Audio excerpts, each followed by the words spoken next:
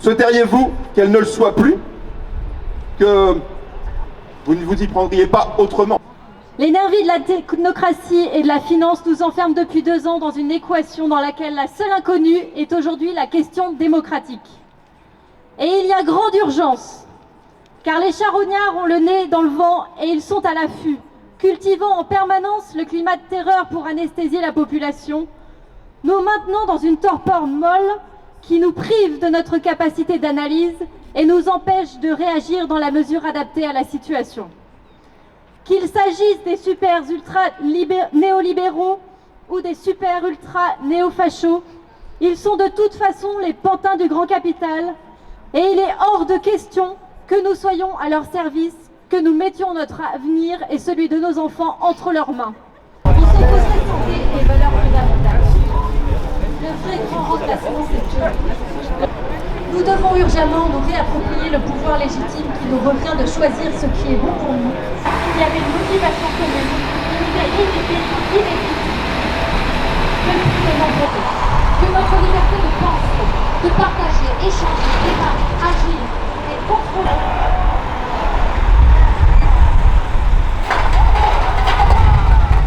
Ce soir, je meurs sous vos bombes. Pourtant, je n'ai rien fait pour ça. Je ne suis qu'un simple flâneur dans la ville, sur le trottoir de la rue des Lilas. Je vous le dis, je vous le dis, je vous le dis, que maudite soit la guerre.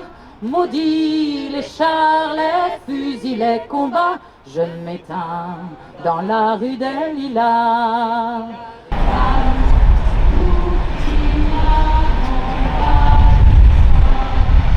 Il est une atteinte à nos libertés individuelles et collectives. Il exclut, il divise, il stigmatise.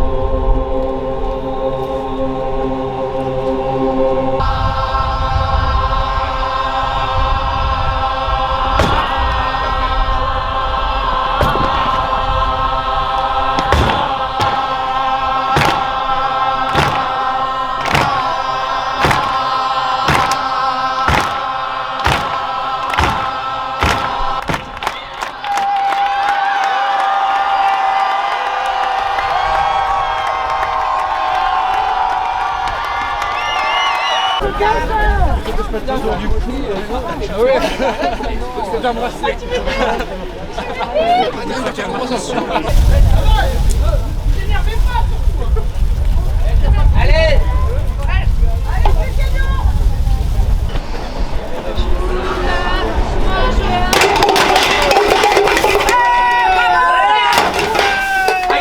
Allez-y, Franceline!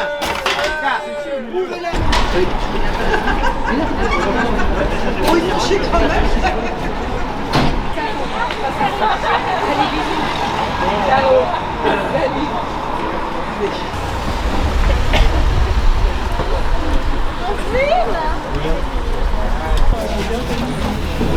Pourquoi j'étais pas comme ça? Oui, c'est bien. Dans les sauts. On fait ça bien. Hein.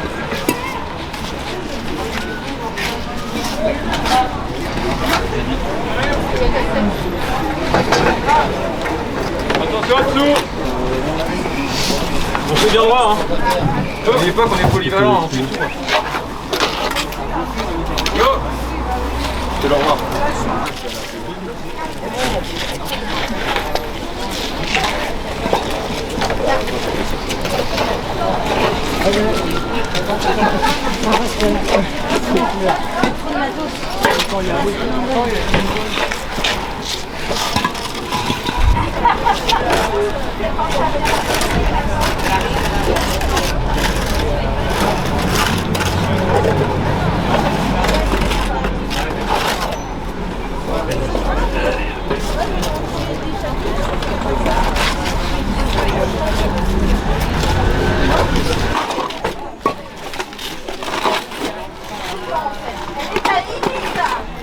Eh bien, bonjour à toutes et à tous. Je suis vraiment très heureuse d'être à vos côtés aujourd'hui. Je vous remercie chaleureusement pour votre invitation. Et puis ça me fait du bien de sortir un peu, hein, de voyager, de voir des artistes. Ça me manquait. Vous savez, on peut rien faire en ce moment. Enfin, sauf Jean-Mi qui est parti à Ibiza. Il a eu de la chance celui-là, mais bon. Alors voilà, je suis devant vous et je compte bien faire honneur à votre invitation en marquant cette journée d'une pierre blanche et même de plusieurs pierres.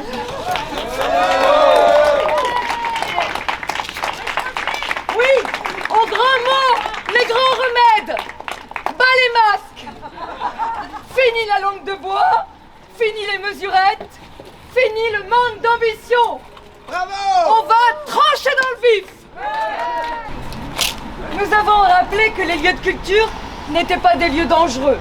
Nous avons quand même pris la décision de les fermer et d'en réduire l'accès. Nous avons promis qu'il n'y aurait plus de jauges restrictives. Il y a des jauges.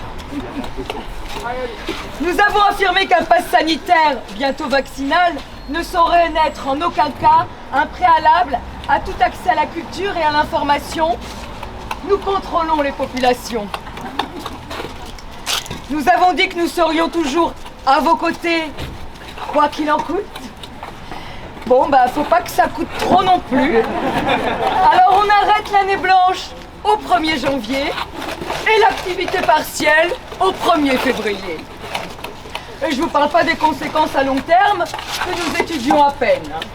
La détresse psychologique des travailleurs et des travailleuses du secteur, la diffusion totalement saturée, les spectateurs et spectatrices en fuite, bref, un secteur qui se vide de ses professionnels et par la même occasion de sa substance et de son sens.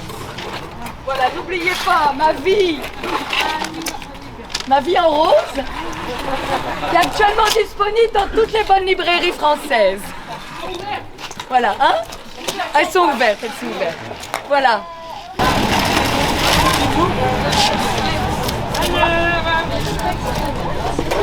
On est mobilisé aujourd'hui dans plusieurs endroits en France d'ailleurs pour redonner un focus sur les situations critiques qui se passent en ce moment dans le secteur de la culture et pas que. C'est vraiment pour porter un message de société qui dit non aux restrictions, aux empêchements de travailler, au contrôle des populations et surtout dans notre secteur parce que nous, comme on est associé à la convivialité, associés au loisir, on est directement touchés puisque tous nos bâtiments sont soumis à des contrôles de pass sanitaire, bientôt vaccinal. De fait, par ricochet, nous, pour travailler, on est presque obligé d'avoir un pass, donc ça crée beaucoup de divisions dans les équipes, de vraies questions. Et puis de toute façon, plus symboliquement, ça crée, ça met à mal l'accueil inconditionnel que devrait être l'accueil à la culture et à l'information, qui est soumis pour le coup à des conditions dans beaucoup de bâtiments, de la bibliothèque à l'opéra, et ça, on est fondamentalement contre, donc on porte ces messages-là.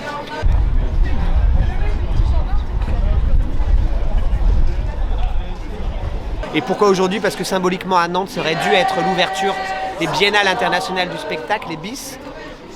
Et donc on a choisi cette date pour faire nos bis à nous, mais des bis plus alternatives, plus solidaires.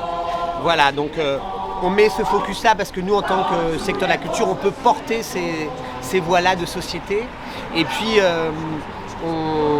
spécifiquement pour nous, on demande vraiment à avoir une vraie politique culturelle ambitieuse et à long terme, avec des aides qui soient adaptées aux pratiques de nos secteurs, puisque c'est pas parce qu'on va décréter que par exemple, je ne sais pas, le 1er février il y aura les levées des restrictions, que tout d'un coup le secteur va repartir comme en l'an 40 le lendemain. Il faut plusieurs mois, voire plusieurs années pour certaines structures avant de retrouver un rythme, une dynamique qui était comme avant le Covid. Et donc il faudrait que les aides accompagnent d'autant et ne soient pas juste des pansements sur quelques semaines, quelques mois, puisque là vraiment c'est encore une bataille des chiffres qui n'a aucune réalité humaine dans notre secteur.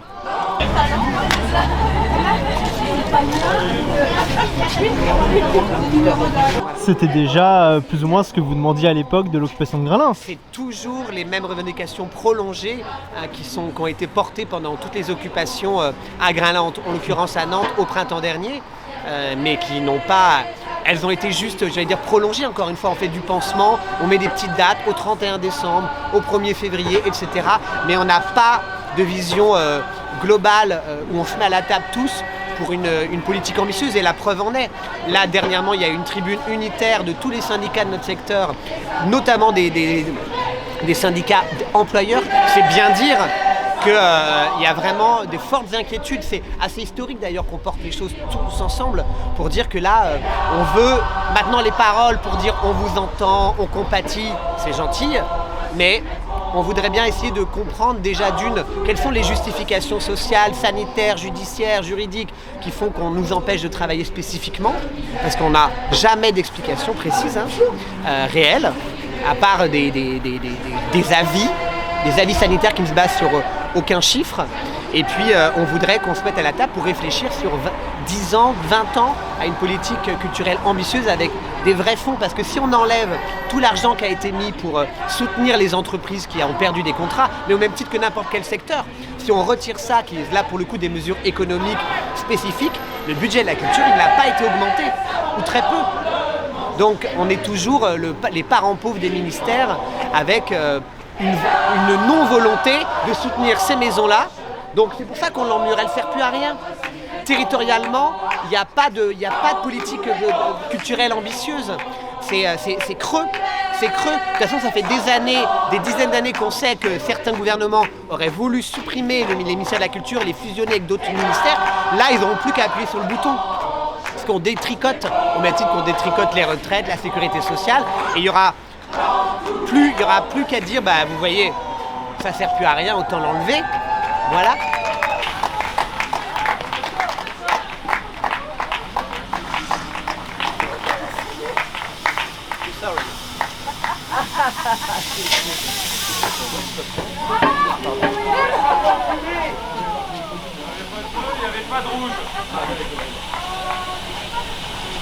Et alors là, 2022, année d'élection, comment vous le sentez? Est-ce que la culture, pour vous, elle est bien représentée au niveau des élections? Pas suffisamment. Et même dans les candidats emblématiques de gauche, le discours n'est pas suffisamment présent. On ne doute pas qu'il y a des équipes qui réfléchissent dans leur programme chez certains d'entre eux, mais on va dire médiatiquement, c'est pas suffisamment porté. On sait très bien qu'après, on nous répond qu'effectivement, des fois, la culture, c'est pas suffisamment médiatique et ça concerne pas. Les gens se sentent pas suffisamment concernés pour qu'on le mette en avant. On dit tout le contraire. Bien au contraire, c'est le mot culture au sens large qu'il faut porter. Mais ça va de la lecture au centre socio-culturel, avec des projets de quartier, des projets ambitieux, les lieux privés, les lieux publics, tout ça. Et ça concerne tout le monde. Voilà.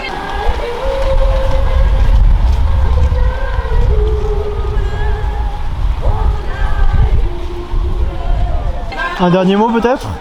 N'importe lequel, comme vous voulez. Tout va bien, mais luttons toutes ensemble, à l'instar des enseignants. La preuve en est, ils se sont tous réunis historiquement encore, c'est historique le nombre de grévistes la semaine dernière, avec les parents d'élèves, et ça porte ses fruits. On le voit bien, tout de suite le gouvernement répond, même si c'est des mesurettes, mais on va de mesurette en mesurette pour obtenir la grosse mesure. Comme nous, là aujourd'hui, on n'est peut-être pas beaucoup, comme à Paris, ils n'étaient pas forcément beaucoup, mais ça déclenche forcément tout de suite une rencontre avec la ministre de la Culture. Donc plus on sera ensemble unitaires, il ne s'agit pas de lutter pour les autres, il s'agit de rassembler tous les différents mouvements qui sont aptes et légitimes pour parler de leur secteur, mais ensemble. Voilà.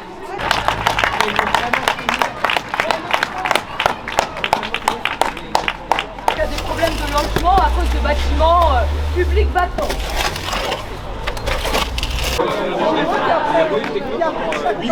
Voilà, c'est ça.